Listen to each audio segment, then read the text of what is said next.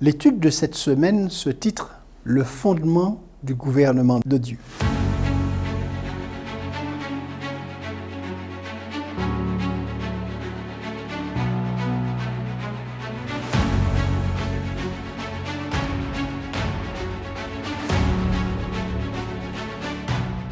Et le verset à mémoriser, « Et le dragon fut irrité contre la femme.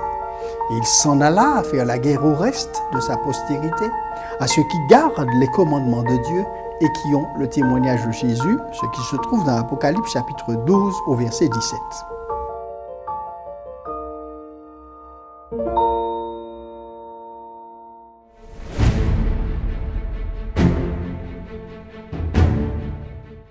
Ce chapitre 12 est au cœur du livre de l'Apocalypse qui, dès le tout début, au chapitre 1, verset 1, s'annonce comme une révélation, un dévoilement des mystères de l'avenir culminant dans le triomphe de Jésus-Christ.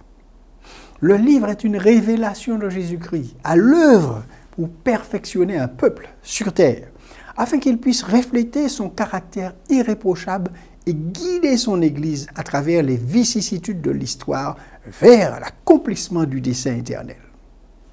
Ici, plus complètement qu'ailleurs dans les Écritures, le rideau qui sépare l'invisible du visible est écarté afin de révéler derrière, au-dessus et à travers tous les jeux et contre-jeux des intérêts, du pouvoir et des passions humaines, les agents de tout.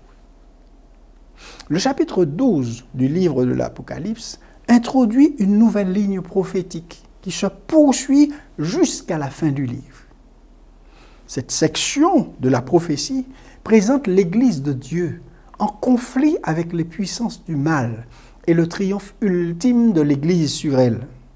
Les acteurs dans cette nouvelle ligne ne sont autres que le dragon, symbolisant le diable, Lucifer, la femme, symbolisant l'Église fidèle, puis les restes de sa postérité, caractérisés par leur attachement au commandement de Dieu et au témoignage de Jésus, et se trouvant confrontés au dragon enragé.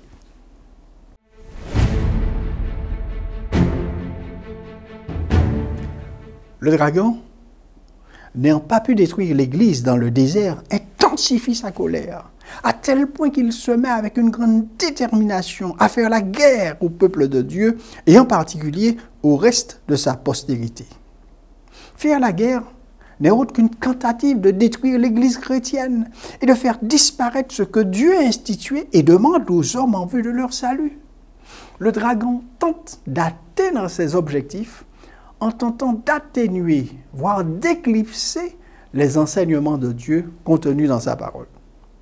Notamment, la loi de Dieu qui inclut le sabbat.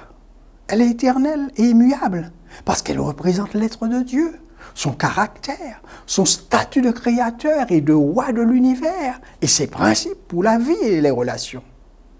Il cherche aussi, le dragon, à semer la confusion en ce qui concerne le sanctuaire céleste, qui est le siège du gouvernement de Dieu et de son salut. Ce grand conflit avait commencé à cause des impulsions de Lucifer à usurper le statut et l'autorité de Dieu. Vers la fin du grand conflit sur la terre, Dieu a appelé et établi son Église du reste. Dieu a chargé cette Église de proclamer son dernier message de miséricorde à l'humanité, en l'invitant à l'embrasser comme son Créateur, Sauveur et Seigneur, qui est la seule source et le seul chemin de la vie.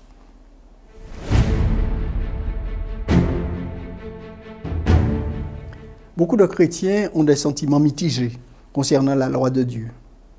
D'une part, ils sont tous d'accord à des degrés divers pour dire que la loi de Dieu est bonne et nécessaire. D'autre part, tout au long de l'histoire, les chrétiens ont trouvé des raisons et des moyens non seulement de minimiser l'importance de la loi de Dieu, mais aussi de la changer. Les réformateurs protestants changèrent cette tendance en revenant à la lecture grammaticale ou littérale de la Bible. Pour cette raison, les réformateurs avaient donné aux 10 commandements un rôle prépondérant dans la vie chrétienne et même une place dans les catéchismes. Cependant, même dans ces documents, la loi de Dieu est perçue comme faisant partiellement autorité.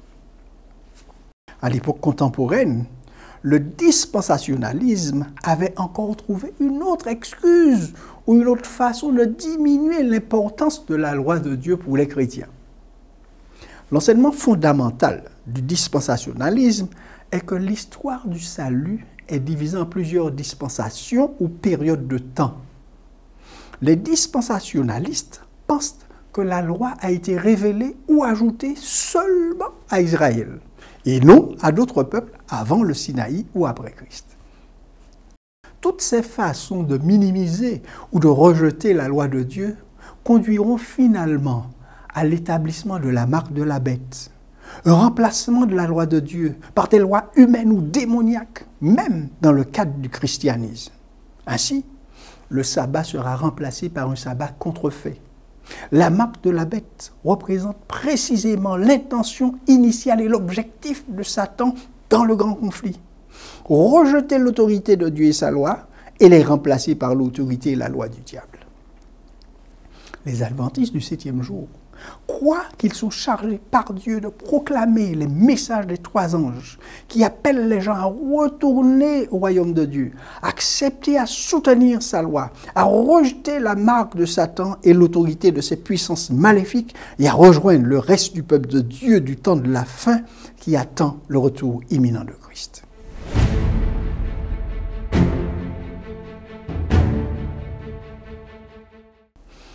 Quelle réflexion pour cette semaine? La première, comment expliquer la loi de Dieu à vos amis dans le contexte de votre culture locale? Deuxième réflexion, comment partager avec eux le message adventiste de la loi de Dieu? Et la troisième, comment expliquer à vos amis la vérité sur le sabbat et le grand conflit?